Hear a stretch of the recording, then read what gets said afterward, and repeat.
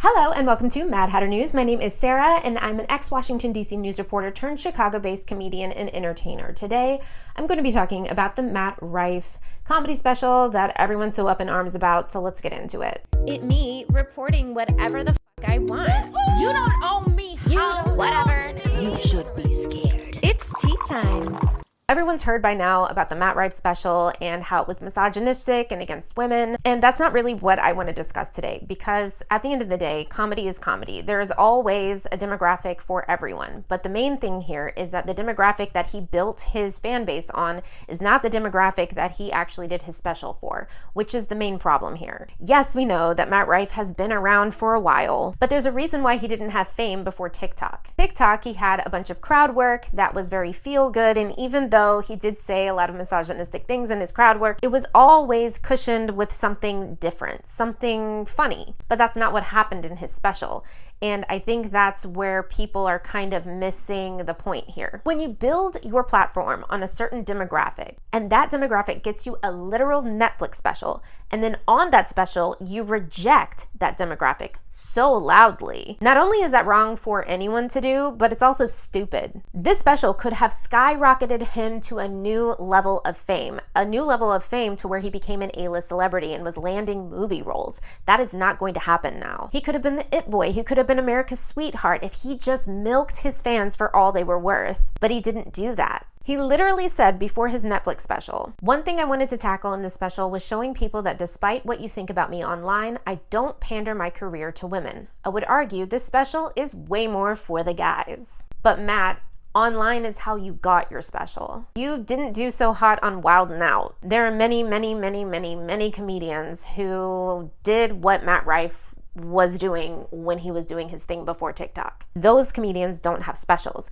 but Matt Rife does. He got that Netflix special because women wanted to fuck him. Now he's being defended online because men want to fuck him. Male validation is a hell of a drug. Women are the basis of his fan base that got him to the point that he is now. In fact, in the middle of his actual Netflix special, he stops and says, if there were more men in this crowd, the laughs would be louder. Yeah, because men were not at his show.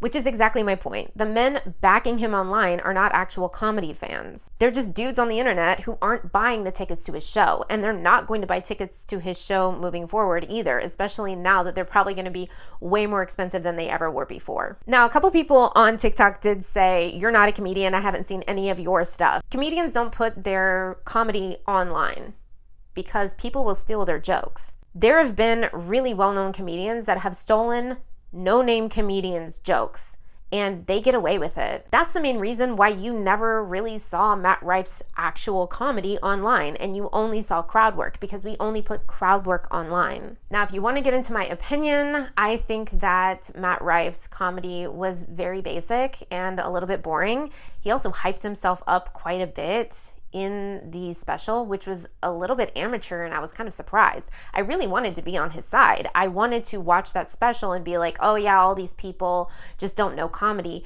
but that's not my takeaway from it. As a comedian, what I saw, in my opinion, was very amateur, and I was shocked that he had a special. I could name 10 people off the top of my head right now that you guys have never heard of who are way better than Matt Rife and could have done way better on a comedy special. And in fact, do way better on comedy specials that they put together themselves and fund themselves. It's just not on Netflix. The fact is, if he had milked his fan base for all they were worth, he would have catapulted himself into A-list celebrity and been on movies and so on. That's not going to happen now. He's a terrible businessman. That's the fact. Christina Shams, his manager, I don't know if she had anything to do with like the say-so of what happened in this Netflix special, but if she did, she needs to be fired and blacklisted from every entertainer ever. You had one chop, Christina. A blind man can see that this trajectory was not going to land him the movie roles that were going to catapult him into A-list celebrity fame. That has happened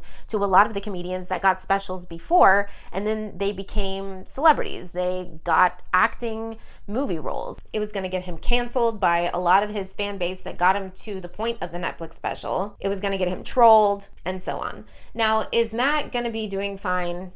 Probably. He made $25 million last year. But is he going to be catapulted into A-list celebrity stardom ever? No. And I think that was his goal. but his goal isn't going to happen anymore. Does he have money? Yeah. Was it worth it? Maybe. But at the end of the day, he didn't succeed in his actual career. He just succeeded in getting money. If that's your main goal, cool. But then I guess you're not an artist then, are you? And that's just the truth.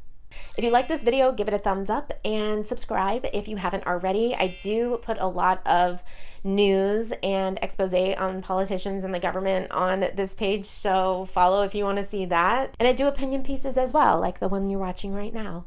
Thanks so much for watching, guys, and I'll see you in the next video. Bye.